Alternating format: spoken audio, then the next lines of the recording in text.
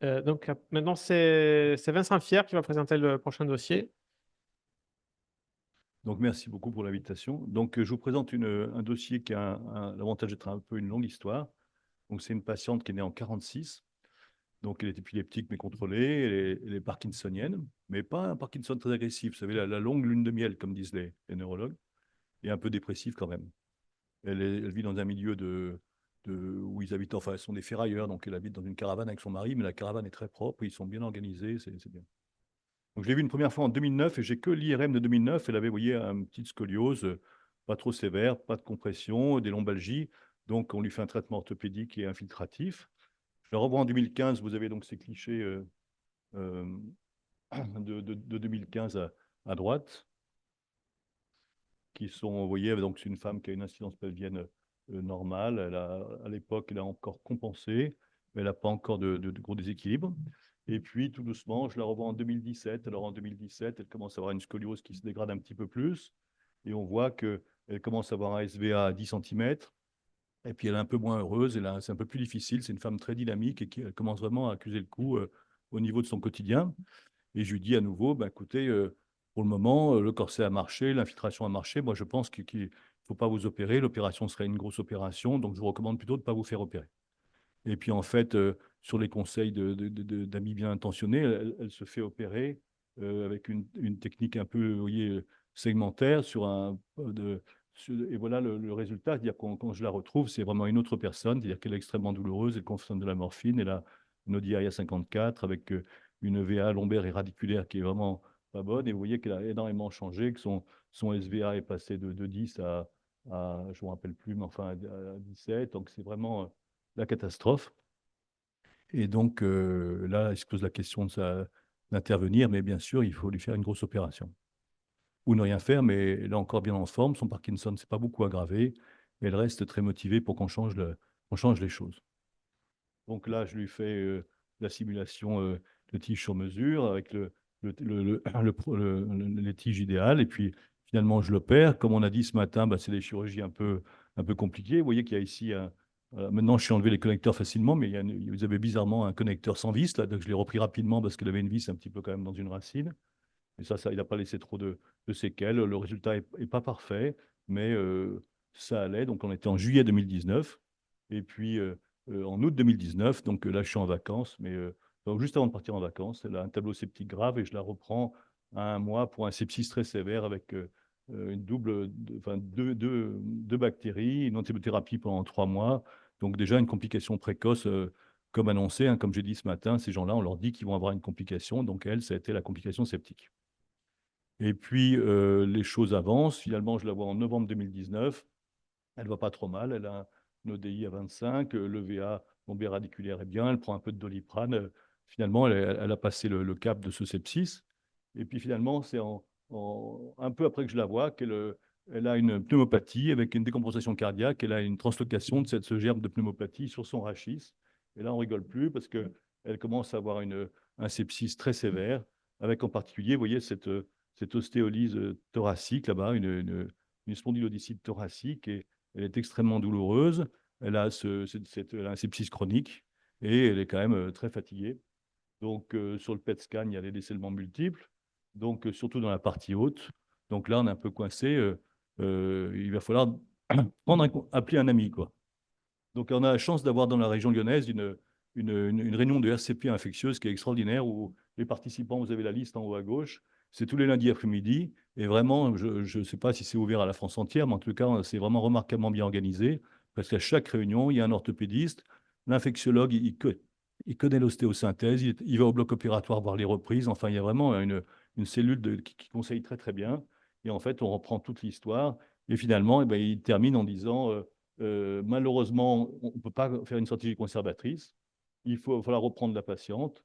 Je recommande d'utiliser un ciment aux antibiotiques. Moi, j'avais déjà utilisé sur un cas auparavant, mais là, avec de la gentamicine et de la vancomycine dans le ciment pour la spondylodicite, et puis de reprendre le montage entièrement. Enfin, on prend les étapes ensemble.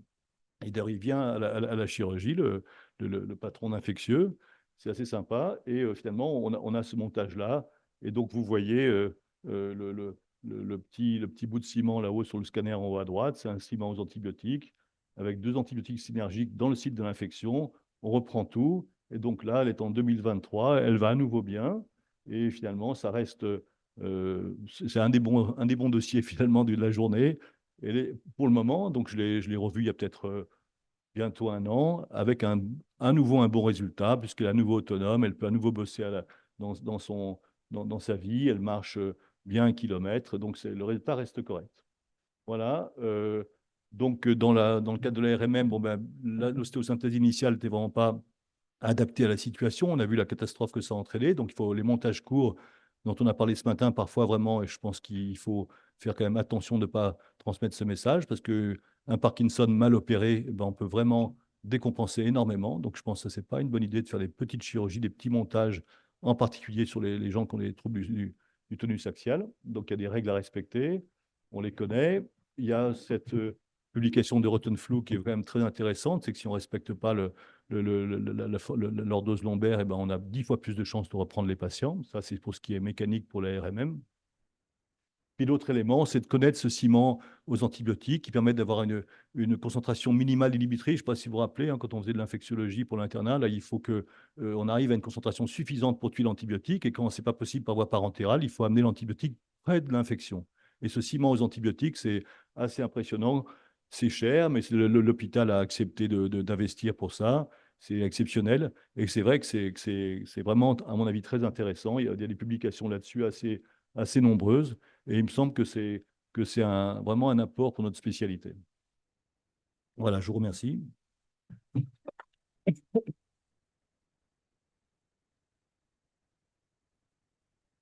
Non, c'est un autre. Ouais, c'est un autre. Elle a eu 2 sepsis. Un sur site opératoire, post-opératoire, puis un par translocation de sa pneumopathie. Et moi, j'ai une question. Le ciment, vous avez fait une préparation discale et tout ça avant de le reprendre Ouais. par thoraco? Parce qu'on a vu qu'il y avait 2 petites Oui, vis au-dessus. oui. Je n'ai pas expliqué, mais je pensais que c'était clair. En fait, on lui a fait un geste postérieur, puis après, on lui a fait une thoraco. On lui a vidé le sepsis, mis ce ciment et un petit montage en compression. Et le ciment, vous le mettez Sur le site. sur site, mais vous attendez que ça solidifie, vous Ouais. mettez les vis en compression. Oui, tout à fait. Ça va assez vite, hein, tu connais. Enfin, comme un ciment pour une tumeur, on faisait ça autrefois.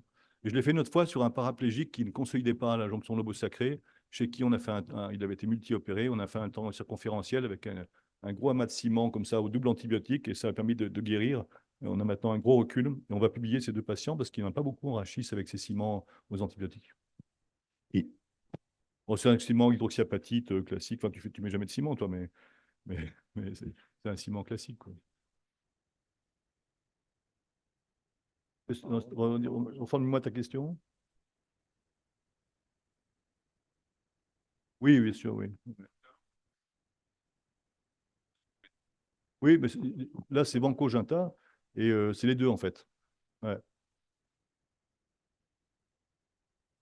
Non, hydroxyapatite.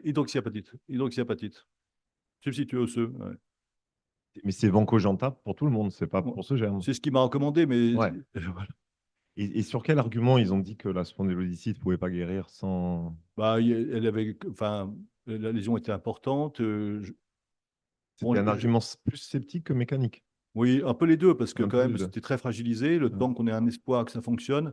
Et ils ont quand même une très grosse expérience du sepsis osseux, hein. C'est une RCP que sepsis osseux. Et ils en voient toute la journée, assez peu en rachis, mais ils en voient beaucoup, hein. Ok. Donc, c'est en ligne, on envoie un petit diaporama et on discute, c'est vachement bien. Merci beaucoup pour ce dossier. Tout ce qui est prothèse de hanche et de genou, quand tu as une infection, tu es obligé de le présenter à cette RCP pour pouvoir le reprendre. Je ne sais pas si c'est obligé, mais je pense que les gens s'obligent à le faire, que c'est intéressant pour eux. Ça fait aussi je pense que dans le dossier médico-légal, c'est pas bête, quoi. C'est obligatoire. À Lyon. Ouais, ça. Ça me paraît aussi bien. Moi, si je suis infecté, je veux bien qu'on présente mon dossier à une RCP.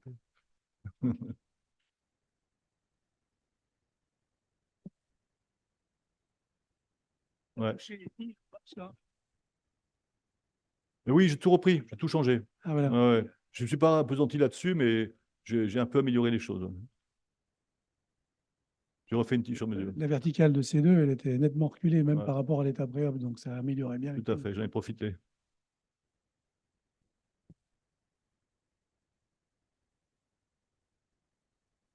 Juste pour revenir sur l'équilibre, est-ce que tu as l'impression que ta première radio post-op correspondait aux tiges que tu voulais et au montage voilà, à l'équilibre que tu souhaitais? Peut-être pas, ça manquait un peu quand même d'équilibre. Il manquait un peu l'ordre au bon endroit.